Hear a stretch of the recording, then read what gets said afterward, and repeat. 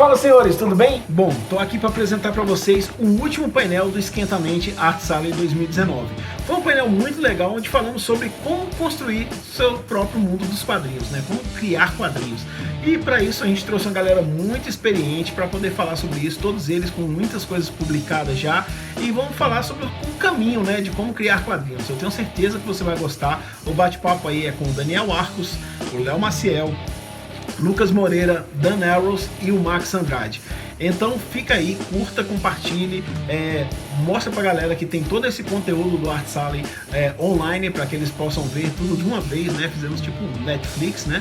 Esse foi o último painel e nos vemos no próximo Esquentamento Art Sally. Boa noite para todo mundo. A gente está aqui com esse time reunido para a gente falar de uma coisa que é talvez a pergunta que bate na cabeça de todo mundo quando a pessoa imagina que quer fazer quadrinhos, que ela percebe que ela gosta de desenhar, por exemplo, que ela gosta de criar histórias, e aí ela pensa, eu quero fazer quadrinhos, como fazer? Né? E aí a gente reuniu esses caras aqui, esses artistas fantásticos aqui, porque eles estão fazendo quadrinhos há muito tempo e eles passaram por esse processo. Então, em algum momento da vida deles, eles se fizeram essa pergunta, né? Eu quero fazer quadrinhos, o que eu devo fazer? E a gente vai bater esse papo aqui rapidinho. E aí cada um de nós vai poder falar aqui como é que foi a sua própria experiência, tá? E aí, quem de vocês quer começar? Vamos começar pela ponta? Pode ser? Beleza? Esse microfone aqui está funcionando, vocês sabem? Vamos ver. Tá, sim. Tá? Então é isso aí. Bom, boa noite. Eu sou o Max, sou de Minas Gerais, então vocês vão ver eu puxando o R aí, vocês já podem se acostumar aí com isso. Faço quadrinhos desde 2008. 2008, se eu não me engano, eu tinha 16 ou 17 anos. Foi quando eu comecei a fazer quadrinhos de fato. Quando a gente fala fazer quadrinhos, né, a gente está falando sobre você criar história, desenhar ela, colocar as falas, fazer todo o processo, né? Então, assim, eu desenho desde muito pequeno, desde que eu me entendo por gente, mas comecei a fazer quadrinhos em 2008. E aí, quando eu estou falando fazer quadrinhos, é esse processo completo, né? Não só, criei um personagem. Não, esse fazer quadrinhos é fazer todo o processo mesmo. E desde 2008 eu nunca parei, fui fazendo sequência, né? Criava uma história, depois criava outra, participava de um concurso, criava uma série, e nesse processo fui descobrindo muitas coisas, né? No começo, na verdade, primeira vez que eu pensei sobre querer fazer quadrinhos, eu sei lá, acho que era uma criança meio lesada, então eu meio que não entendia que alguém fazia aquelas coisas. Eu tinha aquelas coisas, tipo, vi o desenho na TV, vi o gibi, e o que é isso? Até eu entender, isso aqui é porque alguém, uma pessoa, igual eu, carne e osso, foi lá e desenhou alguma coisa. E aí, a partir disso, falar, então eu também posso fazer. E eu comecei a desenhar pensando em fazer as histórias. Porque nessa época, 2008, ainda era um pouquinho mais complicado que agora para publicar, né? Então, eu não pensei assim, como eu vou fazer? Como eu vou chegar nas pessoas? Era primeiro, quero fazer as histórias. Aí fazia, mostrava para os amigos e tal. E depois, durante todo esse tempo, que eu acho que é o que a gente vai discutindo aqui, fui descobrindo meios, encontrando formas de chegar em mais pessoas, de, né, tentar ir para outros lugares, eventos, formas de publicação, editais, tudo. Mas antes disso, a parte mais importante, eu acho que vem, é essa de como fazer essa história, né? A parte de fato, ficar sozinho lá e desenhando. Senhoras e senhores, boa noite. Meu nome é Danilo, as pessoas me chamam de Dan, e eu sou quadrinista desde quando eu me lembro, né? Não tem uma época da minha vida que eu não me lembro que eu não tivesse fazendo quadrinhos.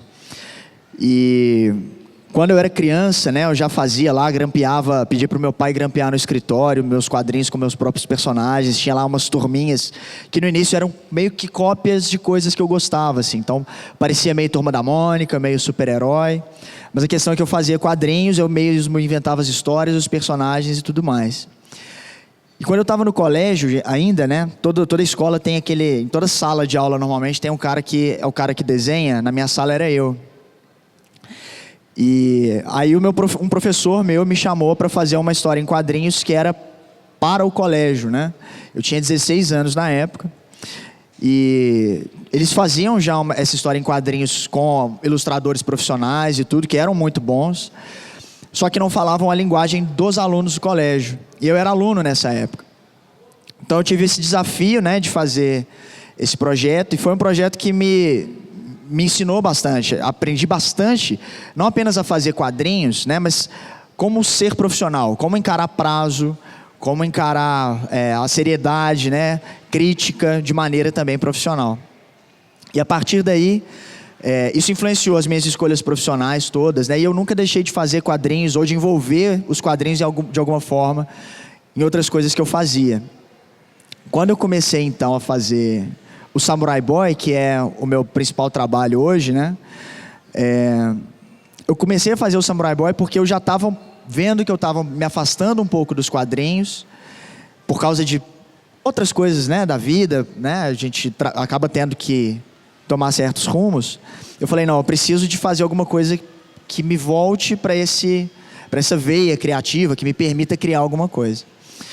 E no pouco tempo vago que eu tinha durante a semana, eu tinha na época, eu dava aula em 3 universidades, eu estava fazendo meu mestrado, eu tinha uma tarde livre. Falei, bom, com uma tarde livre, acho que eu consigo fazer 2 tirinhas, programar a publicação no site para sair na semana seguinte. E durante 6 meses eu fiz isso, né, com o Samurai Boy. E aí, daí não parou mais. Comecei a participar de eventos, né, o Samurai Boy ganhou um prêmio que acaba inflando o seu ego, te anima a seguir adiante e falar, alguma coisa certa eu estou fazendo. E você permanece nesse caminho.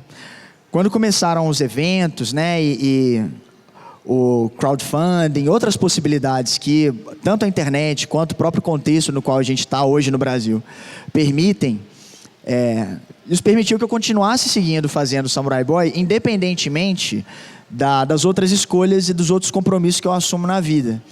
Então a gente está aqui para falar, né, de como fazer o que você gosta, como fazer o que você quer. Em outros lugares que eu fui, as pessoas às vezes perguntam como é que eu faço para dar certo nos quadrinhos, etc. O que significa dar certo nos quadrinhos para essa pessoa, né, para você? Para mim é continuar fazendo o quadrinho que eu quero, do meu jeito, do jeito que eu gosto, sem precisar me matar por causa disso, né? E continuar fazendo outras coisas que eu também gosto.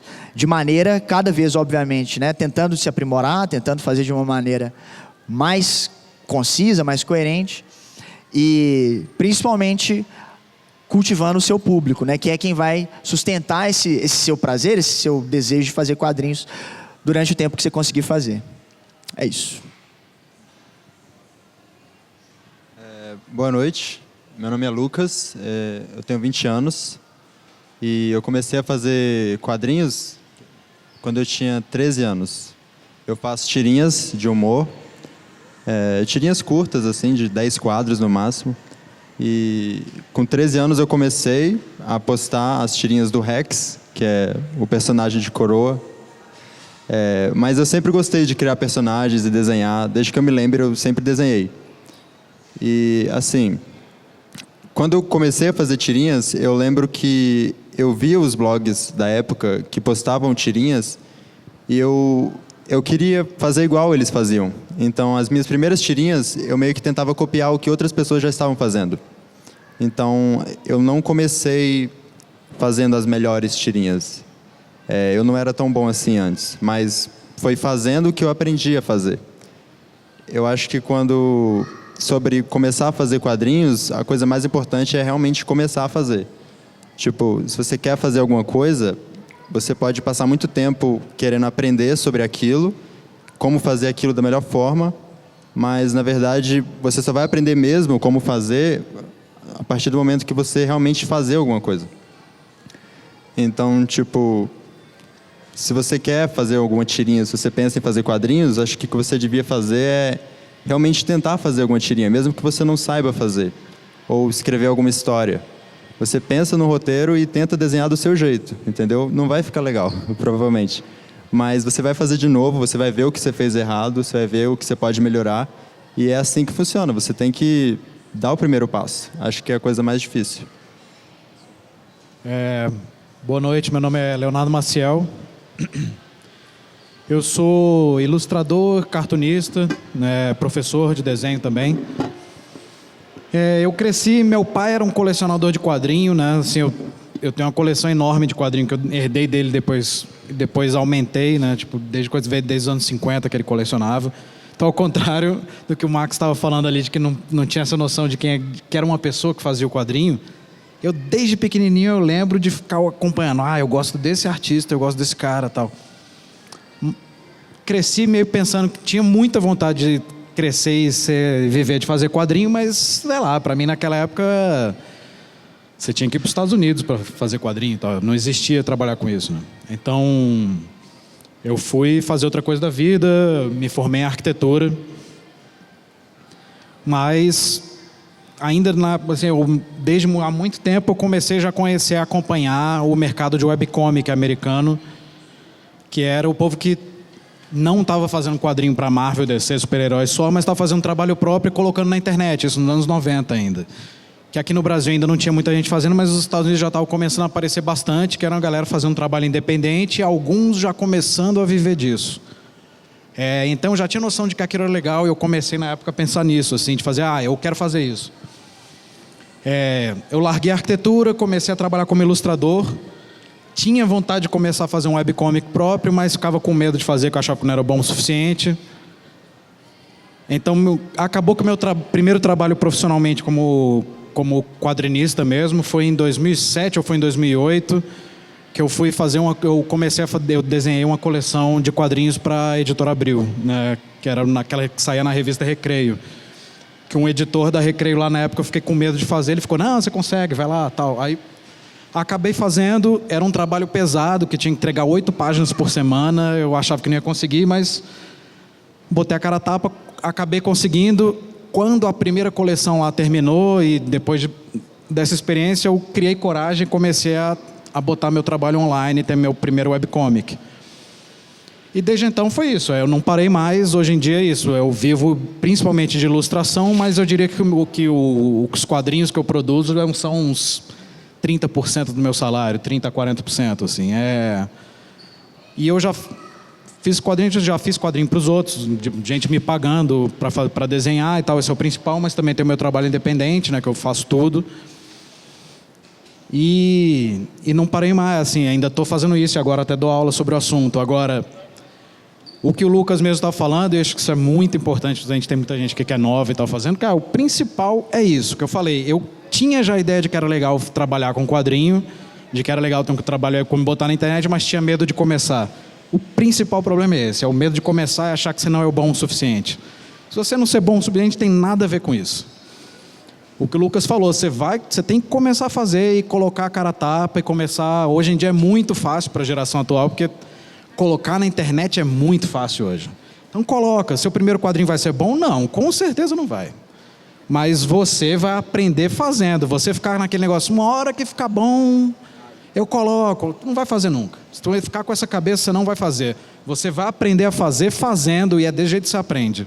E isso a gente vê constantemente. A gente que está o tempo todo nessas feiras, você sempre vê gente que passa na sua mesa fazendo, eu estou fazendo esse quadrinho aqui há 10 anos e tal, uma hora eu vou botar na internet. Nunca vai botar. E não existe também esse medo de fazer, não, mas e se eu colocar uma coisa na internet agora, meu trabalho ainda é muito cru, muito ruim, e as pessoas vão olhar, achar ruim, então eu vou, sei lá, me queimar e tal. Isso não existe, tá? Porque você colocou um trabalho hoje na internet, ele ainda é muito amador, ele é ruim, as pessoas vão ver que é ruim. Ninguém, sei lá, vamos dizer que daqui a 10 anos o seu trabalho agora está excelente, ninguém que viu o seu trabalho 10 anos antes, quando era ruim, vai olhar e fazer, pô, muito bom esse cara, mas não vou seguir ele não, porque eu vi há 10 anos atrás, era ruim, então não sigo. Isso não existe. Pelo contrário, muito provavelmente a reação da pessoa vai se olhar e fazer, putz, eu conheci esse cara aqui quando ele não era ninguém, aí muito mais fácil dessa pessoa virar sua fã. Então, quer fazer quadrinho? Claro que você tem que estudar, etc, existe tudo, mas isso faz parte da sua evolução, mas quer fazer? Hoje é fácil. Começa a fazer, começa a colocar na internet. Eu acho o Lucas um puta exemplo disso, porque ele é daqui de todo mundo, ele é muito mais novo que o resto da gente, né? Ele é um guri, tem 20 anos ainda, mas ele já cresceu nessa geração, começou a colocar na internet desde bem novo e está criando o público dele. Ele tem um público bem legal já e com certeza o trabalho dele só tem a evoluir nesse ponto, né? eu não vou nem terminar de comentar porque eu acho que não precisa. É isso, né? A ideia é faça. Eu estava aqui imaginando aqui, tentando pensar aqui, poxa, que pergunta eu faço para eles agora para orientar aqui a conversa. Mas aí eu me perdi na conversa dele. E eu fiquei pensando assim, poxa, é isso mesmo, né? É fazer. E eu estava lembrando aqui, eu estou muito feliz por estar lançando um quadrinho meu aqui no evento. E uma das coisas que me deixou mais feliz de lançar isso, de falar para as pessoas lá fora, foi exatamente isso. Eu tenho alguns desenhos meus guardados de quando eu tinha 14 anos. Eu só tenho o dobro da idade do Lucas. Mas ok, ou seja, faz muito tempo, mas eu consegui guardar isso. E aí eu estava aqui viajando no que eles estavam falando, pensando aqui, lembrando daqueles desenhos que eu ainda tenho guardados.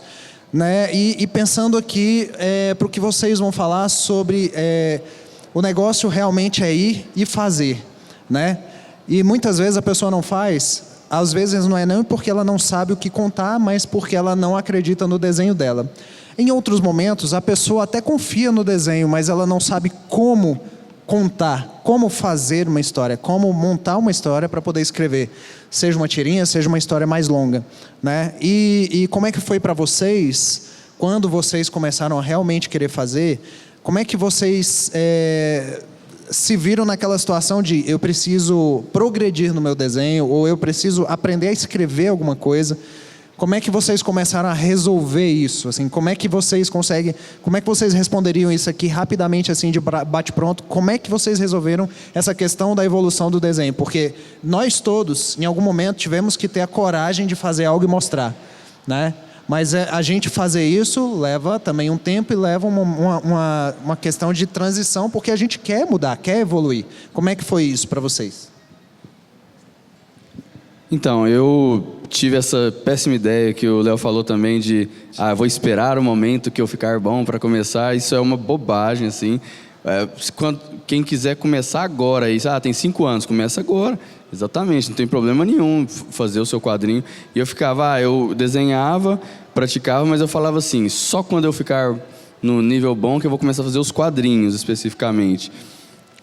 Aí eu com 16 anos achando que estava bom, estava um lixo ainda, mas na minha cabeça estava legal e eu fui e comecei. Eu agradeço por essa falta de noção da minha cabeça na época, no caso, senão tinha demorado mais, né? Mas enfim, era muito problemático ainda o trabalho, muito amador. E aí só que eu fiz o primeiro e gostei muito. Eu falei, já vou fazer outro. Eu comecei a fazer vários e em algum momento eu pensei assim, o que eu posso fazer para tornar constante essa minha produção e as minhas... Eu tenho muita coisa para aprender. Quando eu comecei, para vocês terem uma ideia do nível, eu não tinha internet na minha casa, tinha um computador muito antigo e comecei a desenhar no Nanquim. Aí eu imprimi na empresa que eu trabalhava, depois do expediente, escaneava em 1200 dpi, que eu não fazia ideia do que era a diferença, e não sabia limpar e colocava as falas no Paint. Não usava Photoshop nem nada. Então, assim, eu tinha muito a aprender. Eu tinha que aprender a mexer com software, limpar a imagem, mexer no Photoshop, mexer no Manga Studio, o que é que seja. Fazer um lettering legal, utilizar a retícula, utilizar linhas de efeito, contar uma história mesmo, fazer um roteiro. Eu não sabia absolutamente nada, né? E então, eu comecei eu pensei, eu já tinha feito alguns quadrinhos, né? Eu falei, para manter meus testes, minha produção constante e minha evolução constante por sequência, né, óbvio, eu vou criar uma série e fazer ela periodicamente. E aí, o mote inicial do Tools Challenge, que é o meu trabalho mais conhecido, é uma série de mangá nacional com mais de 700 páginas de quadrinho. Talvez seja o maior quadrinho de um autor só, seriado, assim, um seriado de um autor só aqui no Brasil. E eu comecei do capítulo 1 com essa premissa. Eu queria, por exemplo, eu não usava bico de pena. E eu falava, posso testar isso aqui para melhorar. E aí eu tinha as canetinhas e tinha o pincel. Então tudo no Tools Challenge eram os experimentos. Aí eu li um livro sobre roteiro e aplicava e por aí foi. Então assim, capítulo 1 fiz com X materiais. Capítulo 2 fiz no papel A4, capítulo 3 fiz no A3, enfim, foi. Capítulo 5 fiz no digital. A partir disso eu fui testando, né? Fiz a palestra de um cara, aprendi tal coisa, e eu ia aplicando. E ao mesmo tempo que eu fazia o Tools para isso, para aprender, eu fazia outras obras ao mesmo tempo. Então aparecia um concurso nacional de mangá, em 2012, e aí eu falei, vou participar, né? Com tudo que eu aprendi até agora eu vou enviar. Aí eu mandei um trabalho, fui o vencedor, foi a minha primeira publicação impressa. Eu falei, tô aprendendo alguma coisa. O negócio saiu impresso em banca aí, pelo Brasil e tal. E aí, a mesma coisa, fui fazendo isso. Tudo que era concurso, tudo que era licitação, edital do Estado, enfim, eventos. Eu tentava participar para aprender mais e para tentar pôr à prova também isso, né? E aí eu comecei a publicar na internet, nos blogs, li os comentários dos leitores. Isso é uma coisa também que era muito importante, estar na internet. É para você ter um feedback, as pessoas vão falar o que elas estão achando das suas histórias, né? Então, eu terminei o Tools Challenge ano passado. Olha o tanto tempo que eu falei isso, né? De quando eu comecei a pensar ele. Mas durante ele eu fiz, sei lá, mais de 15 histórias curtas no meio do caminho. Eu fazia ele e jogava o que eu aprendi na aplicação de outra obra. Aí, nesse processo, teve essa minha primeira publicação impressa, que foi esse Prêmio Nacional de Mangá. Depois veio o Silent Manga Audition, que é um concurso de mangás internacional. Aí me convidaram para ir lá no Japão, receber o prêmio pelo trabalho. E depois veio o HQ Mix também, que é o maior prêmio de quadrinho aqui no Brasil. E todos esses, eu tenho a plena consciência de que todas essas obras isoladas que foram premiadas, elas só estavam como elas estavam porque eu usei um sacrifício que era a minha série, que eu fazia os experimentos lá, o meu laboratório de Dexter lá, né? Fazia maluquice lá, testava. Isso aqui é bom, isso aqui deu certo. O que não é, cortava, mas a série eu não fazia de novo. O que estava feito, estava feito. E as novas eu ia aplicando. Tanto é que existe uma evolução inteira que vocês, se alguém olhar a série e ver o primeiro e o último, vai ver que o procedimento foi mudando e evoluindo muito. Então, acho que a minha forma de falar como que eu vou driblar isso, como que eu vou me manter fazendo, foi pegar uma obra para me desenvolver. Eu acho que no caso das tiras, de repente o Lucas depois pode falar, que pode ser melhor, porque também já é uma série também, né? Já é um projeto seriado que ele vai testando as fórmulas dele. Bom, no meu caso, diferente de algumas pessoas com quem eu já conversei, eu nunca me achei bom. Eu nunca achei que eu já era bom. Mas eu gostava demais de fazer quadrinho, de desenhar e de fazer quadrinho. Então, às vezes, tinha churrasco na minha casa, estava todo mundo lá assistindo futebol, ou tocando violão e tudo mais, e eu estava sozinho no quarto lá fazendo quadrinho. E eu tinha 6 anos, 7 anos, eu não tinha para quem mostrar, mas eu gostava demais de fazer. E aí, para minha mãe, eu sou o melhor quadrinista do mundo. Para os meus amigos, eu sou o melhor do Brasil. Eu sei que talvez eu não seja nem o melhor da minha cidade, assim, né? Minha cidade tem quadrinistas espetaculares, que eu admiro demais. Então, o que eu procurei fazer sempre, desde quando eu comecei, era continuar desenhando, porque eu gostava muito, continuar fazendo minhas histórias, porque eu adorava aquilo, simplesmente, eu gostava, até hoje, eu gosto mais de fazer quadrinho do que de ir no cinema. Eu não parava, né? Eu tentava aprender com as pessoas ao meu redor, e não apenas com outros quadrinistas, com outros artistas, né? Com outras pessoas, assim, tipo, um cara que às vezes é muito ocupado, como é que ele faz para ter tempo e conseguir fazer as coisas? Eu pegava essa dica e tentava aplicar na minha rotina de alguma forma. Um cara que consegue ler muitos livros, assistir muitos filmes, como é que esse cara faz isso? Porque isso vai te dando ideias, vai te deixando criativo para você também ter mais arsenal para colocar nas suas histórias. Então eu procurava estudar muito, né? E uma coisa que eu já escutei de pessoas iniciantes, mais vezes do que eu gostaria de ter escutado, era o seguinte: eu tenho essa ideia, mas eu não quero gastar ela agora. Quando eu for bom, quando eu tiver uma puta vitrine, ou quando não sei o que, eu vou aplicar essa ideia. Só que provavelmente o que a pessoa que tem essa postura não imagina é que essa ideia não é tão boa quanto ela acha que é, e que talvez se ela tiver essa postura, ela nunca vá ter essa plataforma. Então você tem uma ideia, escreve o quadrinho agora, desenha o quadrinho agora. Ele não é o seu melhor quadrinho da sua vida. O melhor quadrinho da sua vida tem que ser o seu próximo, sempre. Se acabou esse, o seu melhor vai ser o seu seguinte. E assim por diante. Procurar sempre evoluir, sem se convencer que você já está bom ou que já está num nível legal, porque essa é a receita para você se estagnar, para acomodar e daí ficar passado para trás realmente, né? Então, no meu caso, né, como eu nunca me achava bom, eu não achava minhas histórias boas, mas eu gostava demais de fazer, eu continuava fazendo. As pessoas comentavam. Se eu desse ouvidos para minha mãe, eu ia achar que eu sou o Walt Disney da nova geração. E quem quer fazer quadrinho, qualquer coisa que envolva criatividade de alguma forma, vai escutar muito elogio, né?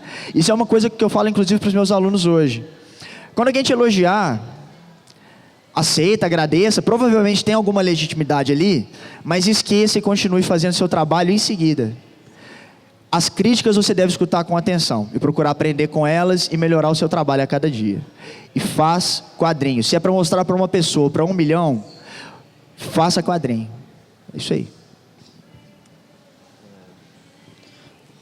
Eu concordo com o Danilo. Eu acho que a gente nunca pode ficar tipo, eu já desenho bem, então não preciso mais aprender, entendeu? Porque pode ser que, por exemplo, quando eu estava no ensino médio, eu era o cara que desenhava melhor na sala. Mas, por exemplo, se eu saísse daquela sala e fosse, por exemplo, nessa feira de quadrinhos aqui, eu não era nada perto de todo mundo que está aqui, entendeu? Então, às vezes é fácil você se cercar de pessoas que estão abaixo de você, no nível de habilidade, só para você se sentir o melhor, entendeu? Mas assim, você vai ficar parado, você não vai melhorar mais do que isso. Eu acho que é sempre bom você perceber que você não está no melhor que você pode estar. Que sempre tem algo que você pode aprender. E isso é uma coisa que o Max falou também, de você... Por exemplo, eu faço tirinhas, eu tento fazer uma por semana. E a cada tirinha que eu faço, eu tento melhorar alguma coisa que eu não acho que eu fiz bem na última tirinha. Então eu estou constantemente tentando fazer um trabalho melhor do que eu fiz da última vez. E uma coisa que ajuda é você se inspirar em outros artistas que são melhores do que você. Porque o seu objetivo é melhorar, mas você precisa ter uma ideia do caminho que você quer traçar. Você precisa saber aonde você quer chegar. Então, por exemplo, se você vê um artista que tem um traço legal, que ele consegue desenhar personagens bem, você poderia tentar descobrir por que ele consegue fazer isso, sabe? O que ele usa para conseguir passar essa imagem nos personagens dele. Ou então, por exemplo, no meu caso, eu posso observar outros quadrinistas que também fazem tirinhas e tentar ver o que faz a piada deles melhores, sabe? O que faz a piada deles engraçada e tentar aplicar isso nas minhas piadas também. Então, você ter alguém para se inspirar é o que vai fazer você melhorar. Não é como se você estivesse copiando o trabalho deles, mas tentando melhorar as suas habilidades baseado nas habilidades de outras pessoas. Porque eles provavelmente passaram por uma evolução que você ainda não passou. E aí você meio que tentar chegar no lugar onde eles estão vai fazer você melhorar o que você esteja tentando fazer. É isso mesmo que você falou. Eu vou falar o clichê dos clichês aqui, que você sempre está aprendendo. Isso não existe, tipo, como eu aprendi, como é que eu cheguei onde estou e agora eu sou um artista fera completo. Tal. Isso não existe também, né? Você está o tempo todo aprendendo, seja desenhar, seja escrever, como vocês falaram. Escrever, principalmente para mim, eu sempre escrevi muito menos do que desenhei, então uma coisa que eu tenho estudado muito mais hoje em dia é o tempo todo estudando sobre roteiro, etc. Mas ainda assim sobre desenho. Eu sou professor de desenho, etc. Mas eu estudo desenho o tempo todo. Então, comparando meio, e não existe você estar pronto. Porque assim, desde que eu comecei, eu não estou falando nem de quando eu era adolescente, criança, não. Eu estou falando depois que eu virei profissional de desenho, depois que eu comecei a viver exclusivamente de desenho. Se eu for olhar um desenho meu de quando eu comecei a viver disso para hoje, é horrível. Eu não quero que ninguém nem veja. Assim, eu acho péssimo. Eu continuo evoluindo e eu espero daqui a 10 anos olhar para um desenho que estou fazendo hoje e achar péssimo também. Eu espero mesmo que seja horrível. O que o Dan falou é o mais importante. De o cara falar que não, eu tenho essa ideia aqui, eu não vou gastar ela agora e...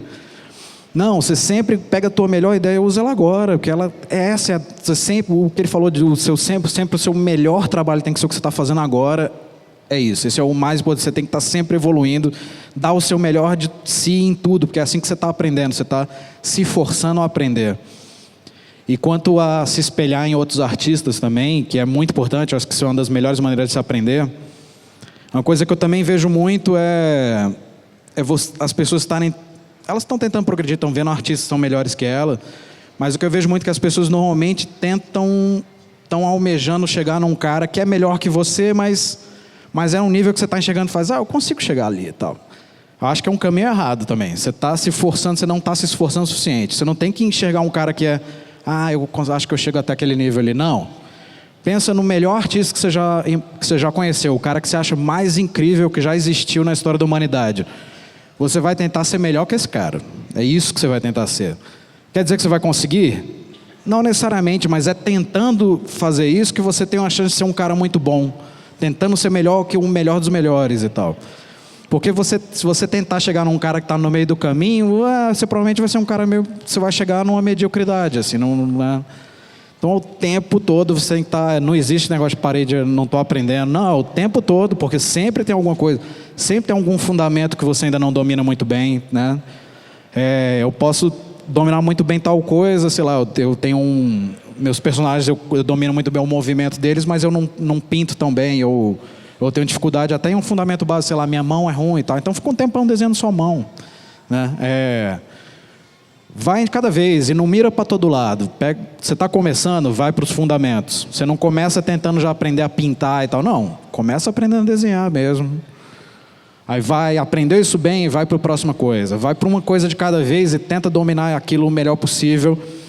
Sem também, voltando ao que a gente falou na primeira rodada, de não impeça que esse tipo de coisa te impeça de produzir.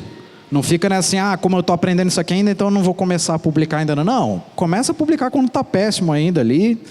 E essa evolução vem junto com estar mostrando para todo mundo. Porque estar mostrando seja para os seus colegas, seja começando a colocar na internet, tentando criar um público, para depois publicar uma coisa no futuro, essa obrigação que você se cria de estar publicando, estar mostrando para todo mundo, é uma das coisas que mais te força a estar melhorando. Se você está desenhando só para você mesmo, você acaba ficando com preguiça, para de desenhar e vai jogar videogame, que é uma péssima ideia. Vai fazer o que você gosta, fica fazendo, mostra para todo mundo que é isso que vai... Essa cobrança das pessoas vai te forçar a estar produzindo o tempo todo e estar melhorando o tempo todo. Só uma observação, o Léo começou a tocar nesse ponto, né? Se espelhem em artistas melhores, ou menos no supra-sumo e tal. Só não pode cair, às vezes, né, na armadilha que isso proporciona, de falar assim, não, esse cara é bom demais, e aí quando você está começando, você vê que você está distante daquilo, você fala, não vou nem continuar. Isso também você não pode deixar acontecer. Você tem que ser um crítico, né, do seu próprio trabalho, se inspire no supra-sumo, como o Leonardo falou, tente sempre chegar lá, né? Mas não seja injusto com você, porque você não percorreu o caminho que esse cara percorreu ainda. Então se compare mesmo com o seu próprio desempenho, a sua própria evolução. Você tem que ir dormir um pouquinho melhor do que o que você acordou. E aí você vai melhorando sempre. Porque se você mira num artista, você pode até pensar que ele é o supra-sumo, mas talvez ele não seja. E aí o dia que você chega nesse cara, você vai parar? Você vai estagnar? Tem que continuar progredindo. Continuar progredindo sempre, né? Eu vou complementar que isso que você falou, é verdade. Isso, você também não pode deixar que isso te impeça de evoluir, assim, é distante demais de mim, então eu vou parar por aqui mesmo. Calma aí, o que complementar com isso? O que eu ia complementar com isso é isso, isso que ele falou de você estar competindo com você mesmo, esse é o principal, não é com os outros. Não, agora perdi o fio da meada. Não, beleza. Ô, gente, Oi, estão me ouvindo aí? Então, eu queria que a gente pudesse ficar aqui horas e horas falando sobre isso, porque se sentarmos nós 5 aqui, pelo menos, a gente fica a noite inteira falando. Mas a gente tem horário a cumprir. Então, eu vou abrir para vocês agora perguntarem. Quem quiser fazer perguntas para eles, tá? A gente pode fazer 2 perguntas, segundo o meu chefe está falando ali. Então, quem quiser fazer perguntas agora, levanta a mão, por favor, que eu vou aí levar o microfone, tá bom? Alguém? Alguém? Perguntas? Quem eu sei que ia fazer pergunta acabou de sair. Alguém? Não? Então é isso. Vamos encerrar aqui, já que está tudo muito claro para todos, né? Pode, claro. Eu queria perguntar para vocês como vocês veem o mercado aí para frente, para essa geração que está chegando, né? Fora da internet. Porque, assim, lá em casa nós somos leitores e eu tenho um grande prazer ainda em manusear, né, a leitura. Mas essa nova geração está muito condicionada a já baixar tudo e ler ali. Como vocês veem esse mercado aí para frente? Começar que eu tô com o microfone. Eu acho que sim. O mercado ele é excelente no Brasil, não. Mas com certeza o mercado para quem está para os meninos aí, para quem está começando hoje, é centenas de vezes melhor do que de quando a gente estava começando. Não tem nem comparação. É muito melhor. Agora, eu acho que também não tem que ter muito essa separação de fora da internet, fora do digital. Porque a verdade, você não... Daqui para frente, eu não sei. Eu falando hoje, o digital e o impresso, eles se complementam, tá? Eu acho que ter o digital e assim, o digital, eu diria até que eu defendo muito é botar de graça mesmo na internet para publicar. Porque esse botar de graça e estar na internet é o que vai te garantir você criar público para te permitir ter o trabalho impresso depois, tá? Então não é uma coisa que vem separada da outra. E eu acho que a gente não pode estar assim, o mercado está sempre em evolução, não é só o mercado, né? O mundo como um todo está sempre em evolução, então eu acho que o impresso nunca vai deixar de existir, ele só vai ser sempre uma coisa mais de nicho, que já está sendo, né? O banca de jornal já meio que não existe, e o impresso hoje é muito mais vender em feira ou livraria, que já é uma coisa mais de nicho, mas que isso não é uma coisa ruim, porque tem a vendagem de revista é menor hoje, comparar com o que se vendia, quanto que uma revistinha da Turma da Mônica vendia nos anos 90 com hoje é nada, muito pouco. Mas a verdade é que hoje tem muito mais artista vivendo de produzir quadrinho do que tinha nos anos 90, é muito, muito, muito, muito mais. Então tudo vem junto, está amarrado ali. Agora, quanto para os meninos, em termos de eles estão lendo na internet, de achar que isso está impedindo isso, sei lá, a leitura deles, etc. Não necessariamente, porque as coisas evoluem, as tecnologias, coisas que nem o iPad e tal, você tem que ler, isso é muito novo, há 5 anos atrás não tinha iPad. E o iPad é uma forma de leitura, assim, né? Você pode, ainda é um negócio que eu estou publicando ali, mas está publicando, mas ainda é um gibi, ainda é uma página de jornal, o cara está lendo. Então, a gente não pode também lutar contra o progresso, você tem que ir acompanhando e ver como é que você vai se adaptar a esse mercado com essa tecnologia, né? Conseguem captar esse patrocínio hoje de uma forma até mais acessível, pelo fato de já ir direto para a internet?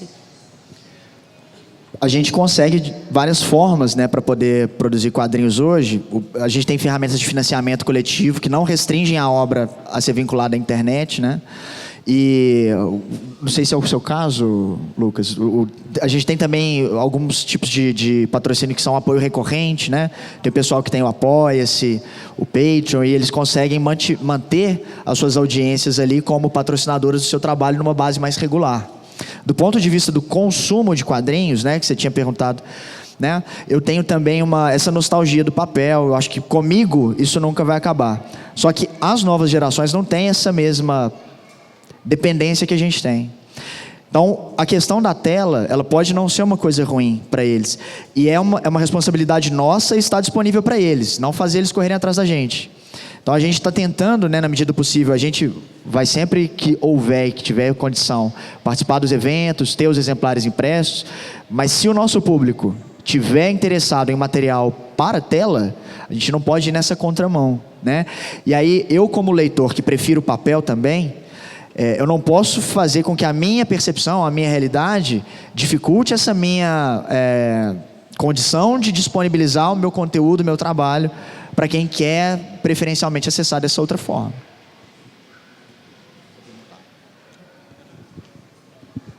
Nós complementando uma última coisinha, porque eu acho que parte da sua pergunta foi um pouco de, talvez, medo, tipo, sei lá, se meu filho virar quadrinista, como é que ele vai ganhar dinheiro com isso? Eu acho que foi um pouco isso que você perguntou também, né?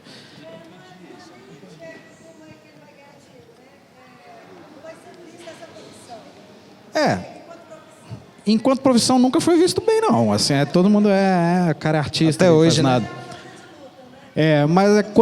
Mas assim, isso que o Dan falou. Para ganhar dinheiro, são milhões de coisas que você faz porque ganha dinheiro. A gente coloca o quadrinho de graça na internet, inicialmente de graça em qualquer plataforma, Facebook, Instagram, site, etc. Está de graça para a gente ler, que isso é uma maneira de criar público. Esse público pode ser um público quando você quiser publicar um livro, seja por um financiamento coletivo que nem um Catarse, etc. Quem vai publicar esse livro vai ser esse público, que vai te dar dinheiro para fazer isso. Mesmo que quiser publicar por uma editora, a editora escolher você para publicar o livro é muito mais fácil, ela sabendo que você já tem um público cativo. Também tem o apoio recorrente, que é outra coisa, né? Que é todo mês tem uma galera do seu público mais cativo que está te dando dinheiro todo mês. Então, acaba que fazer quadrinhos não existe mais esse negócio de você, uma grande editora te descobrir e você agora tô feito. Porque nem existe mais grande editora. Então, seu salário vem de várias coisinhas ali e tal. O cara que sabe de verdade fazer dinheiro, porque hoje em dia o que é mais legal é que um artesale desse daqui cria empreendedores. O cara, ele primeiro é um quadrinista que estava fazendo quadrinhos em casa. Ele foi chamado para um artesale, ele já tem que vender o quadrinho dele para alguém que está na frente dele.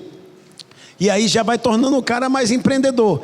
Aí daqui a pouco ele já está fazendo contas de quanto que ele gasta para ir até São Paulo no artesale, quanto de material que ele tem que levar para poder ele ter um lucro. Então ele vai se desenvolvendo como um empreendedor. No final, o cara ganha muito mais dinheiro do que se ele tivesse uma editora, porque a editora ela acaba dando uma dentada muito grande no quadrinista, no cara. Então assim, hoje em dia, eu acho que até abriu muito mais essa coisa de faça você mesmo, você dá conta, você mesmo faz sua edição. Então, isso foi muito legal. Gente, eu quero agradecer vocês por estar aqui até agora. Esse daqui foi o último painel do Esquentamente Artesale. E também a última ação do Esquentamente Artesale nessa edição de 2019. Quero agradecer muito a vocês. Daqui a pouco vocês vão escutar falar mais sobre a gente, sobre algum outro evento que a gente vai estar, ou então o próximo Artesale. E eu quero agradecer o Brasília Shopping por ter nos ajudado a fazer isso aqui. Agradecer essa galera aqui que está fazendo essa transmissão no telão. E pelo profissionalismo de vocês, por tudo que vocês fizeram. A Gacelara, o nome da empresa. Muito obrigado, vocês foram muito profissionais, valeu mesmo. Agradecer a Coca-Cola, que foi patrocinadora. Agradecer ao Videogame Show, que vai ser agora em setembro, lá no Taguatinga Shopping, que é um shopping irmão desse shopping aqui. Então, agradecer muito a todos que estiveram aqui, todos os artistas, muito obrigado. E até o ano que vem. Valeu.